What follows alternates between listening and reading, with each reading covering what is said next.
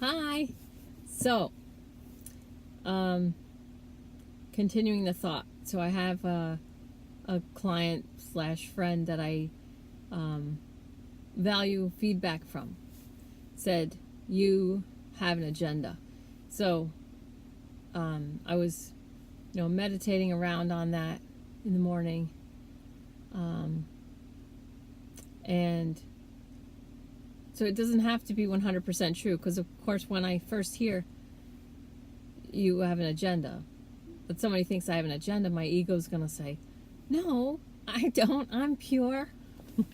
I'm perfect. I'm just pure love and light, and I let everybody do, I bless, forgive, respect. I don't have an agenda. So my ego's going to fight that information.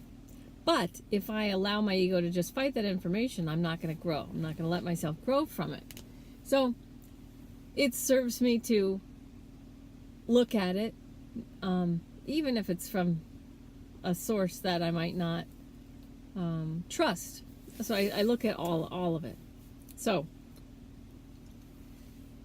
I was meditating around as I was making breakfasts and lunches, and I said, "What is my agenda? Show me my agenda." And then I relax, and I realized that I kind of have two, sort of. So I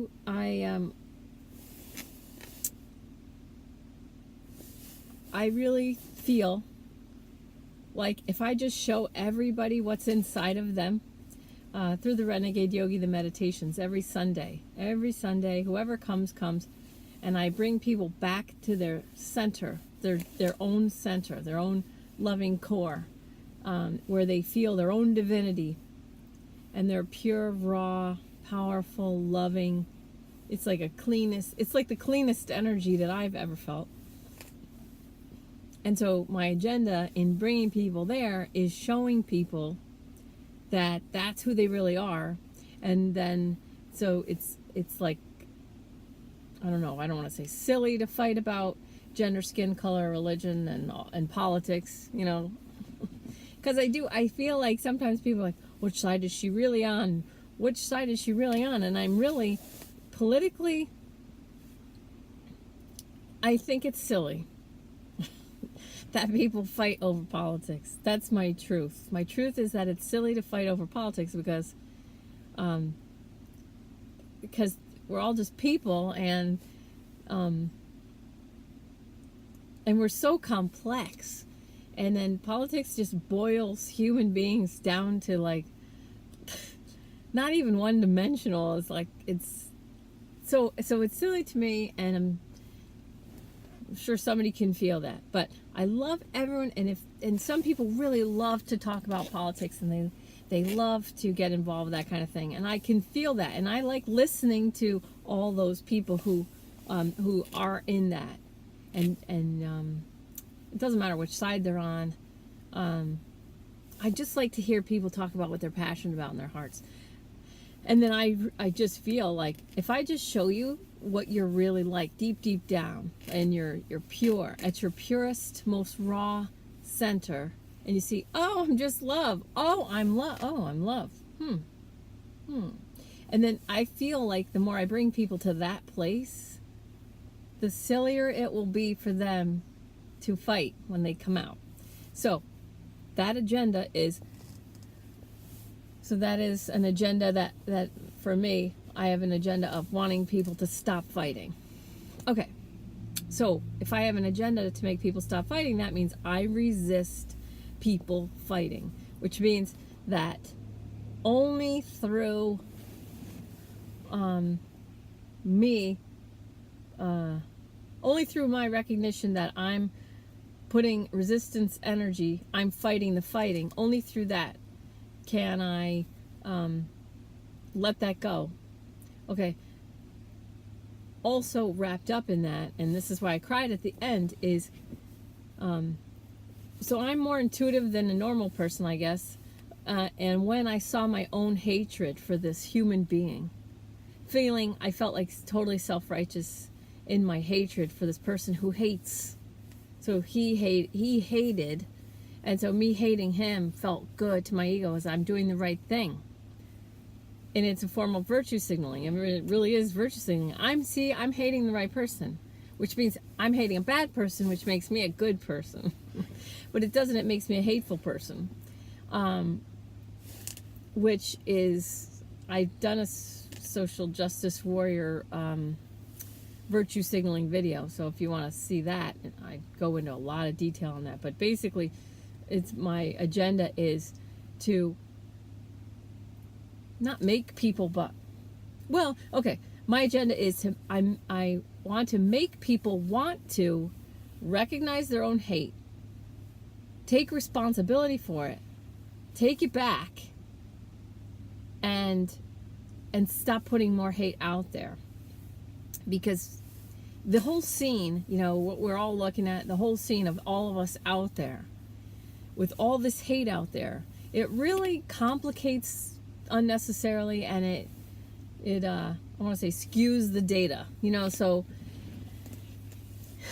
I can't tell you how, I see people calling people fascists and racists and all these things, and they're not. The people are not. They just have thoughts and opinions and whatever. And even if they are, if you're calling someone hateful, horrible names, it's not helping you. It's really not. I know you want it to stop, but the more you want it to stop, the more you're feeding it to keep going. Because what we resist persists. So everything that you are resisting, you want it to stop, you wanting it to stop, that energy of you wanting whatever awful thing to stop is what feeds it. I know that's hard to believe. But when you're yelling, stop it, stop it, stop it, stop it, stop it, stop it, you're feeding that fight. So when I see that I have an agenda, and I want people to stop fighting, and I want people to stop putting hate out, and I want them to not just stop putting hate out, but take responsibility for the hate that they have put out, pull it back, and then look for, in my own self, where's the work? Where's the work? Where's my work to do? And I feel like pulling people into their own divinity, even if it's just once a week, will create a pathway for them to see who they really are, and then they'll be less likely to think that they're someone who hates someone else. So that's one agenda. The other agenda that I figured out was, this was really funny because, so I've been waiting for Generation Z to show up because I feel like us oldies, I have 3 dogs that are old, like 15, and then I have 1 dog who's 2 or 3. So Chase is the young one, and then the other 3 are, I call them the oldies. And I'm calling us oldies too, like 40 and over, 35 and older. We're like the oldies. So like, we've already kind of run our race, and like the new Generation Z is younger than us, and they're the ones that know how to, create a website to reduce all the waste. We're wasting our resources. We're really wasting our resources to a very high level. We have all these people driving to jobs and going into businesses, buildings where there's offices, like offices and offices and offices, leaving their home, driving their cars to work to do stuff they could really do online. Going out shopping to buy clothing for that job, that's just a waste. Like, you could just do so much from home, from a computer, or from, Fiji, on your phone. And the Generation Z kids, I've been sort of waiting for them to show up, and I feel like it's my job to empower that generation. And I feel strongly that generation is the one that those kids know how. Those kids are the ones bringing the new paradigm. And I feel like the oldies, who are still fighting to keep the old paradigm, are in the way of the young kids, the Generation Z kids, who are ready to birth the new paradigm. And I'm just here waiting to empower all the Generation Z kids that come to me, because I feel like they're the ones with the answers. And so, and my dad is older than me, and so he and I, we're all the same mindset as far as like, we see how much less we hurt ourselves because we don't think we know everything. And so we're like, I'm not sure. You know, I hear this, maybe. I hear this, maybe, you know. And then all these people are so sure, so sure.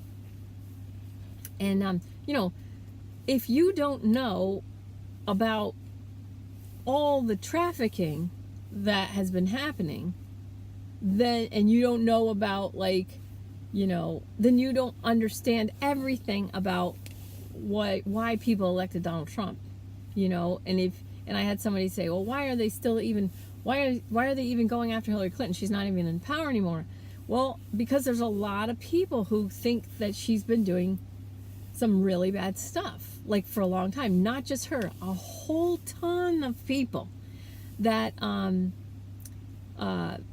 that the executive order on December 21st, 2017 was created for. So there was an executive order worldwide for human rights violations December 21st, 2017. And I'm amazed at how many people don't know about that. But if you know about that, and if you look into that stuff, it would, more things make sense. And then the whole, you know, global warming and climate change. Not everybody who doesn't believe in that is, you know, don't care about the earth. A lot of them do. They just think it's part of Agenda 21 and Agenda 2030. And so if you don't know about Agenda 21, Agenda 2030, then in order to understand the climate change deniers, you would have to look that up. So if you don't know about this, you're not going to understand that. But instead, you don't know about this, and then they take that group of people who thinks because of UN Agenda 21, these people think that this sustainability has to do with, you know, Agenda 21 and packing us all into cities and you know, controlling the masses and creating the workforce. And it goes along with, you know, the tons of movies, Elysium, Soylent Green, making people dependent on the government, and then yada yada yada. You can look it up for yourself if you're interested. But basically, if you don't know about UN Agenda 21 or 2030, you're not going to understand why people who don't believe in global warming actually do love the earth. So most people do love the earth and want to take care of the earth. The Generation Z kids, I feel like, they are just like, why are you guys wasting, we have computers, why are you guys acting like we don't have computers and that we can't connect to someone in any country anytime?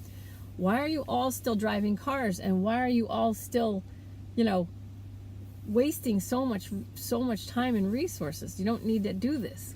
So I feel strongly about my agenda is get the old people, get the oldies out of the way that are still fighting to save the old paradigm, which doesn't serve us anymore.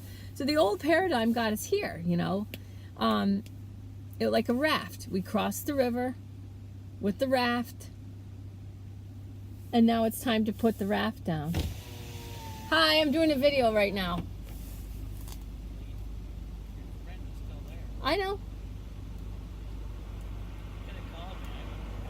No. I'm doing a video right now.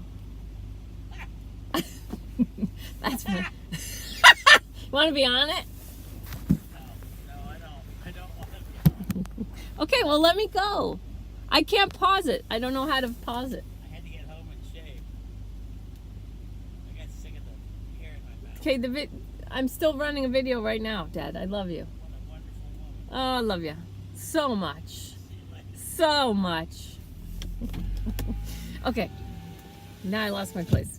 Sorry. I don't know how to pause this, and I don't know how to splice things together, so this is what you get. They're free. Remember, these videos are free. So, anyway, I feel like the new generation knows how to come in and run things in a much better way. That's right. The old paradigm is like, it got us here, which is great.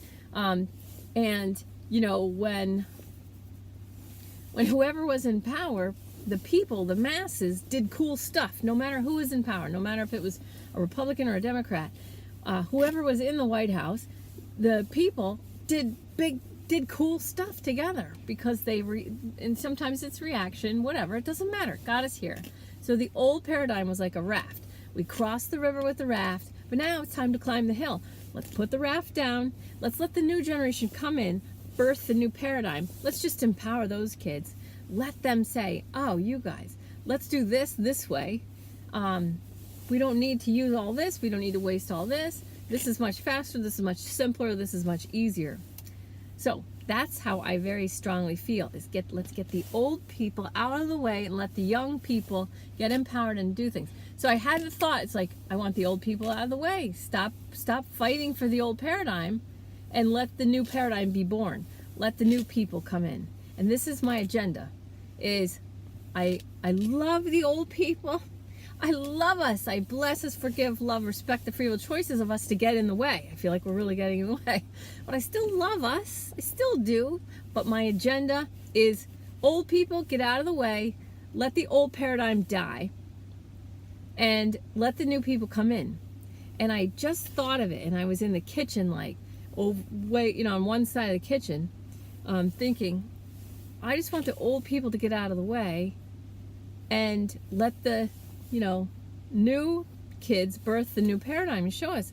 And my daughter was having a conversation with my husband, and my thought finished, and right after that thought finished, my daughter says to my husband, so Chase knows more than the oldies? So it was like so cool. It was like perfect, that Chase is the young dog and the 3 old dogs are the oldies. And so Grady says, so Chase knows more than the oldies, Dad? And he said, well, kind of, yeah. And I was like, oh my God, it was like perfect validation. So that is my agenda. And so now that I know my agenda, and I know that having an agenda is attachment, and attachment brings resistance, resistance brings suffering and pain. So now that I know that I have that agenda, I can work at letting go of my attachment to the agenda, which means I'm going to let everybody fight and believe that, okay, this must be what's meant to be. This must be in the highest best interest for everyone to fight. And then I'm also going to allow the oldies to get in the way of the new paradigm and Generation Z, and I'm going to love them anyway. So I'm going to remove my agenda, remove my attachment. Okay. Love you. Love you. Bus is here.